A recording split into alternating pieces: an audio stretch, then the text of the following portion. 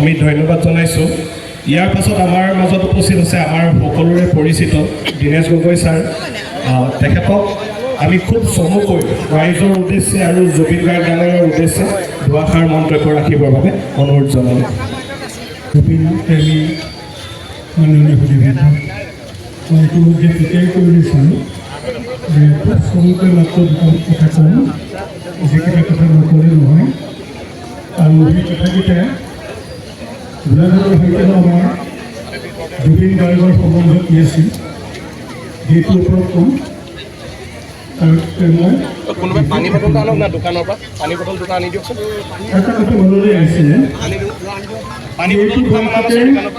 এই ডাঙৰ ডাঙৰ কলাকাৰবিলাক গুচি যায়গৈ নেকি আমাৰ মাজৰ পৰা।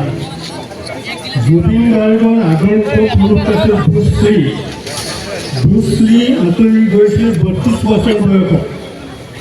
ঠিক তেনেকৈ মাইকেল জেকচন, যাৰ অন্তিম যাত্ৰা যিমান মানুহ গোট খাইছিল আজিলৈকে অতি সিমান মানুহ সমবেত হোৱা নাই।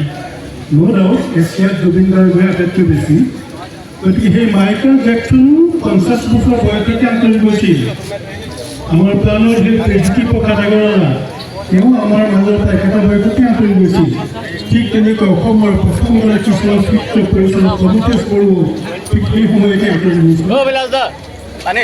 যেনেকৈ আঁতৰি গ'ল জুবিন গাৰ্গ আমাৰ মাজৰ পৰা। জুবিন গাৰ্গৰ লগত এটা সম্বন্ধ আমাৰ গোলাঘাটৰ সকলোৱে জানেই, তেওঁ গোলাঘাটৰ নহয়। আৰু উপৰিঞ্চি তেওঁৰ দেউতাকে ইয়াতে সদৰ হিচাপে কাৰ্যনিৰ্বাহ কৰিছিল। আৰু তেতিয়াই মোৰ লগতে এটা আন্তৰিক সম্বন্ধ আছিল। তাৰপাছতে ইয়াতে এটা ষ্টুডিঅ' আছে শান্তিপুৰত, বিপুল গগৈৰ সময় ষ্টুডিঅ'। তাতো জুবিন গাৰ্গে বহুতখিনি গীত ৰেকৰ্ড কৰিছিল, মোৰো কেইটামান গীত ৰেকৰ্ড কৰিছিল তাতে। গতিকে সেই হিচাপে গোলাঘাটৰ লগত এটা আত্মীয় সম্বন্ধ আছে জুবিন গাৰ্গৰ। আৰু সেইবাবে মই ইয়াত উপস্থিত থকা সকলোৰে হৈ যিসকলে পাৰে সেইসকলক আহ্বান জনাব খোজোঁ যে জুবিনৰ স্মৃতিত কিবা নহয় কিবা এটা গোলাঘাটত হওক। আমি অন্তৰৰ এটা কামনা কৰিছোঁ।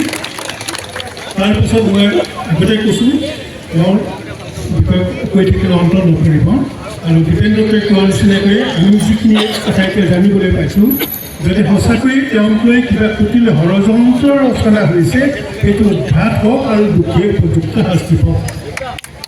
3 নম্বৰ এটা কথাই ক'ব খুজিছোঁ যে আমি আজি কেলেনো বন্তি জ্বলাইছোঁ ৰাতিপুৱা। আপোনালোকে জানে ৰাতিপুৱা বন্তি জ্বলাই সূৰ্যক আৰাধনা কৰিবৰ কাৰণে বৈদিক ধৰ্মৰ লোকসকলে সূৰ্যটোৰ প্ৰতীক বন্তি বুলি ভাবে।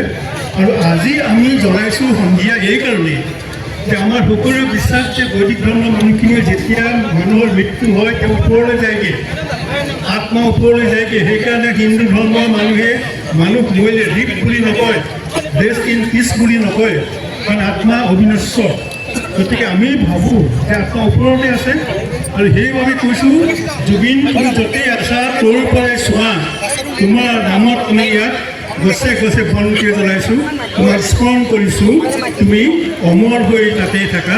আৰু আহি থকা উত্তৰ পুৰুষসকলক তুমি তাৰ পৰাই আশীৰ্বাদ দিয়া যাতে তোমাৰ পথেৰে হৈ তোমাৰ দিশেৰে আগবাঢ়ি নিজৰ লগতে স্থায়ী নিজৰ জেগাবোৰৰ লগতে আমাৰ দেশৰ উজ্জ্বলতা বৃদ্ধি কৰক। এইখিনি কথা কৈয়ে মই সকলোৰে হৈ জুবিন গাৰ্গৰ আত্মা সদ্গতি কামনা কৰি মোৰ সংযুক্ত সামৰি মাৰিলোঁ। ধন্যবাদ।